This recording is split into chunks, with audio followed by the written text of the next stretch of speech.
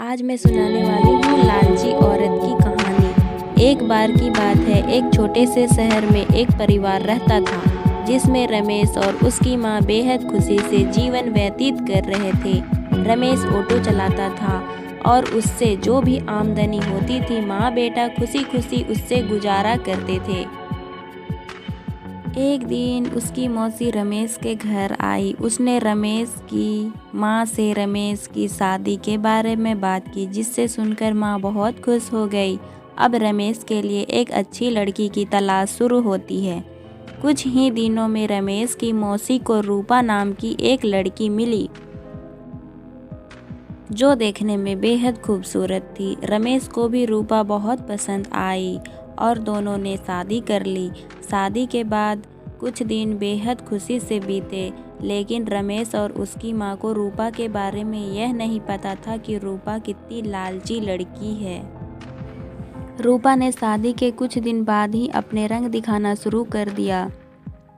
वह महीने में कई बार किटी पार्टी जैसे समारोह में जाने लगी, जिसके लिए रूपा हर पार्टी में नए कपड़े और कीमती जेवर पहनती थी।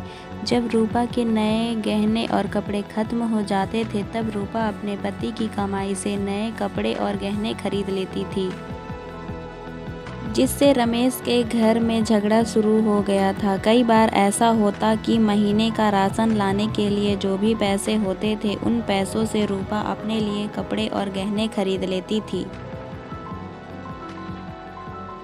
एक दिन रमेश ने कहा, रूपा, अपने नए कपड़े और गहने खरीदने में इतना पैसा बर्बाद करने का क्या फ़ायदा है।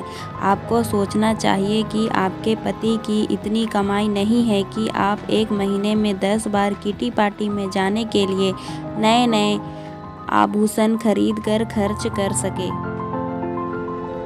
यह सुनकर रूपा गुस्से से लाल हो गई और रमेश से कहने लगी, तुम हमेशा मुझसे कहते रहते हो, कभी भी तुम ज़्यादा कमाने के बारे में नहीं सोचते।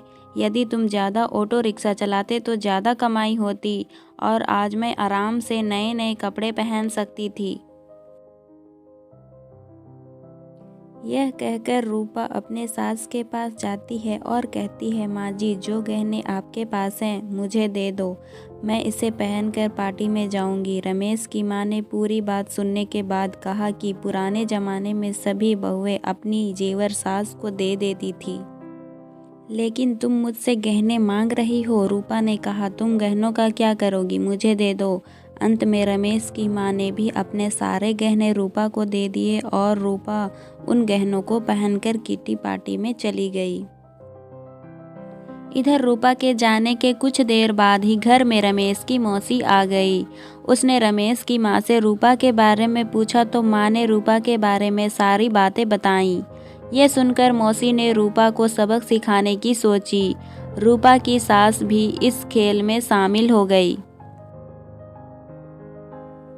रमेश की चाची घर का सारा राशन और सामान अपने घर ले गई और थोड़ी देर में अपने सारे गहने और नए कपड़े ले आई। गहने और कपड़े लाकर उन चीज़ों को घर की अलमारी में और कुछ को रसोई में रख दिया और अपने घर जाने लगी। जाते समय रूपा की सास से कहा कि जब रूपा घर आएगी, तुमसे कुछ पूछेगी, तुम उसका अच्छे से उत्तर देना। उसके कुछ ही समय बाद रूपा किटी पार्टी से घर आई और अपनी अलमारी में सभी नए गहने और कपड़े देखकर बहुत खुश हुई। लेकिन शाम को जब रूपा रसोई में खाना बनाने गई तो फिर उसे राशन के डिब्बे में कई गहने मिले, जिसे पाके रूपा की खुशी का कोई ठिकाना नहीं था। लेकिन जब रूपा ने किचन में राशन की तलाश की तो उसे कुछ नहीं मिला, जिससे वह परेशान हो गई और अपनी सास के पास गई और पूछा कि माँ जी, चिकन का सारा राशन कहाँ गया। तब सास ने कहा कि बहू, आपको गहने और कपड़े सबसे ज़्यादा पसंद है, इसलिए आज मैंने घर का सारा राशन और सामान बेचकर आपके लिए नए गहने और कपड़े खरीद लाई हूँ। अब आप इसे पहन सकती हो और पार्टी में जा सकती हो। ठीक है, मगर खाने के बिना मैं गहनों और कपड़ों का क्या करूँगी। तो सास ने फिर जवाब दिया कि अब खाना खाने की क्या ज़रूरत, तुम्हें अपनी सबसे प्यारी चीज़ मिल गई है। तुम्हें इससे खुशी होनी चाहिए। यह सुनकर रूपा को अपनी हरकत पर पछतावा होने लगा। तभी रमेश की मौसी भी आ गई। उन्होंने यह भी कहा कि यह सब मैंने आपको समझाने के लिए किया है कि केवल एक नए कपड़े और आभूषण ज़रूरी नहीं है, इसके अलावा दुनिया में भी बहुत कुछ होता है। और अगर आपको नए कपड़े और गहने पहनने का इतना शौक़ है तो आप खुद क्यों नहीं कमाते और उस पैसे से ये सारी चीज़ें खरीद लेते हैं। सारी बातें सुनने के बाद रूपा को अब सब कुछ समझ में आ गया और अब से उसने फिर कभी ऐसा नहीं किया और अपने पति के कमाए हुए पैसे में खुशी खुशी रहने लगी। कहानी अच्छी लगे तो चैनल को सब्सक्राइब ज़रूर करें।